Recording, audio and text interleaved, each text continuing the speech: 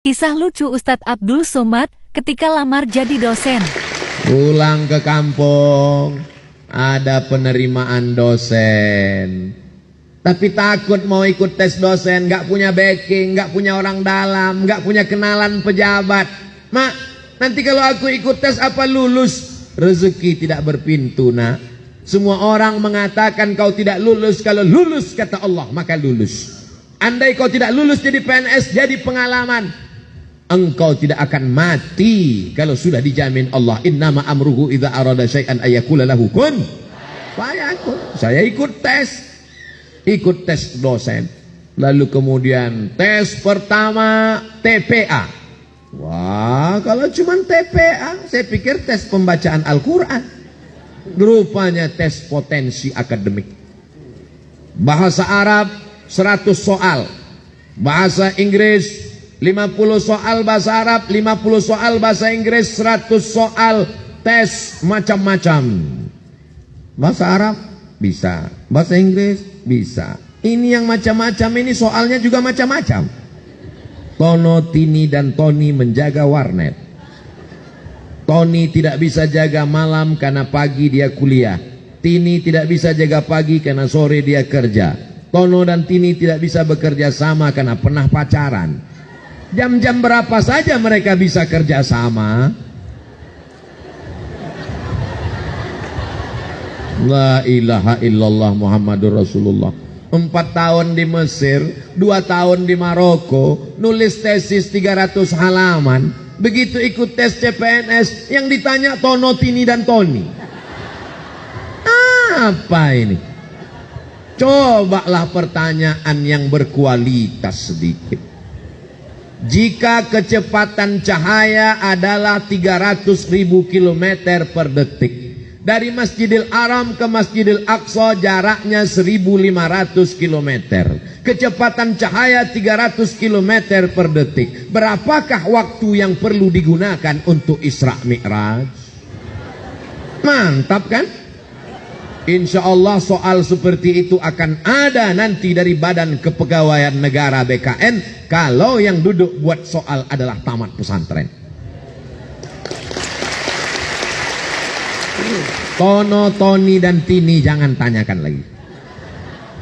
Akhirnya keluar pengumuman 200 soal lulus.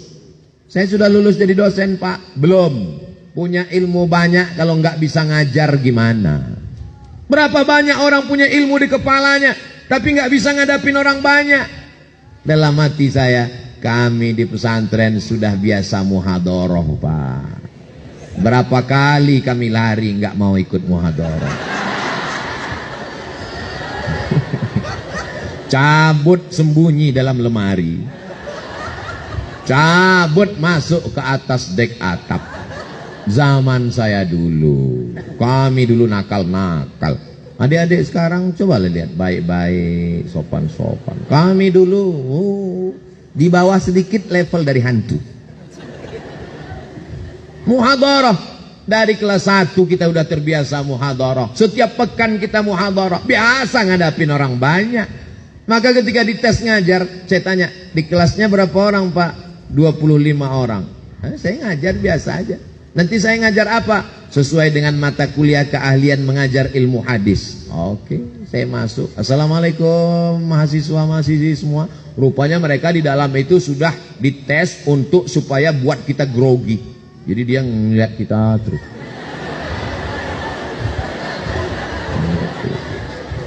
Saya biasa aja karena kita biasa dilihat orang. Jadi Ustadz biasa dilihat orang. Iya. Kapan? Di pondok dulu. Ketika sudah digundul berapa kali, mau digundul nggak ada rambut lagi, mau ditempeleng udah bolak-balik, mau dipukul batang sapunya sudah patah. Akhirnya hukumannya gimana? Berdiri pada hari Ahad di depan pintu, ditulis pakai whiteboard, inilah orang yang paling banyak melanggar peraturan. Tamu dari pagi sampai sore ngeliatin kita, urat malu kita putus. Kita udah terbiasa, udah nggak grogi lagi. Jangankan mahasiswa, jin ibrit pun hadir kita biasa aja. Jadi Jadi ketika saya masuk di tes untuk ngajar, saya ambil spidol, saya jelaskan, adik-adik sekalian, bahwa pelajaran kita adalah hadis. Hadis itu apa? Ma udhifa ila Nabi sallallahu alaihi wasallam min qaulin aw fi'lin aw taqririn aw sifati khalqiyatin aw khuluqiyatin min ba'di bi'asatihi ila wafatihi sallallahu alaihi wasallam.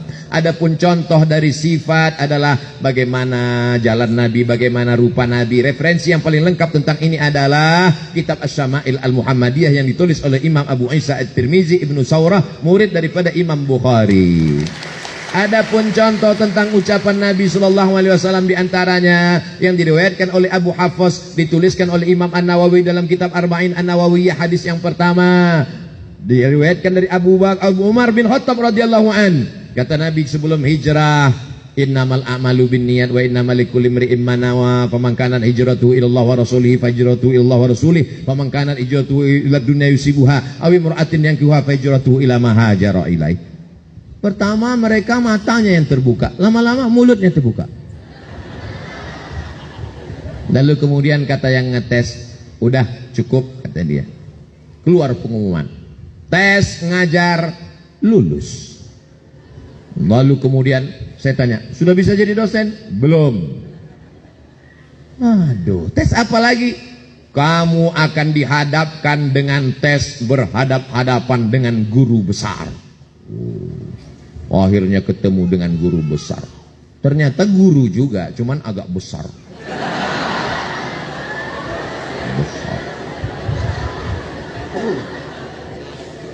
Di mana kamu belajar?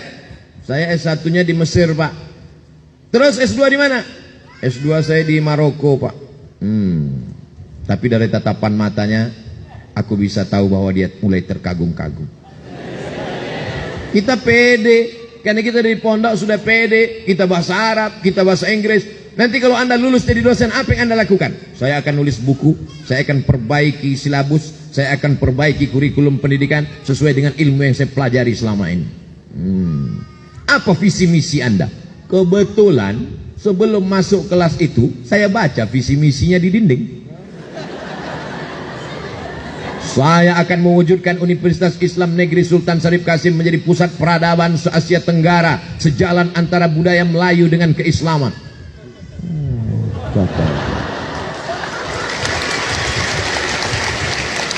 Kita dididik untuk disiplin. Disuruh datang jam 8, jam 7.30 kita sudah siap. Di pondok kita disiplin. Kenapa kita disiplin? Karena telinga kita sudah terbiasa dengan tang tang tang tang tang tang tang tang. Sajadah, rotan, batang sapu. Adik-adik sekarang enak. Kalian dilindungi oleh Komisi Perlindungan Anak. Kami dulu nggak ada komisi itu. Memang nasib saya zaman nggak enak. Tapi disiplin itu membuat kami on time tempat waktu. Saya datang jam 7.30, saya baca sekeliling. Saya memang suka membaca. Makanya tadi begitu sampai saya lihat, berani hidup tak takut mati, jangan hidup, takut hidup, mati saja. Lambat terhambat, malas tergilas, meleng terpelanting, mundur hancur, berhenti berarti mati. Jadi ketika saya datang tuh saya baca, oh tepat dia tanya, sesuai pucuk dicinta ulam pun tiba. Ya. Lalu kemudian ketemu dengan satu lagi. Ini guru besar akan ngetes lagi kata dia. Apa ini tas tes.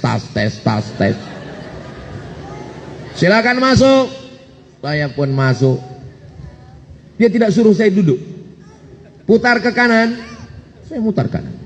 Putar ke kiri, saya putar ke kiri. Oh, ternyata Anda tidak cacat. Ini diskriminasi. Di Mesir berapa banyak dosen-dosen kita, mohon maaf, yang tidak bisa berjalan Ustaz. Tapi mereka hafal Quran, mereka bahasa Arab, hebat bahasa Inggris, ngajar. Dosen saya Syekh Ibrahim Al-Khuli, Profesor Doktor, mohon maaf, tunanetra, tapi hafal Al-Quran, hafal hadis. Tapi saya nggak bantah, yang penting lulus dulu kan. Habis itu dia lihat, Anda merokok? Tidak Pak. Jujur Anda tidak merokok? Tidak. Kenapa bibir Anda hitam?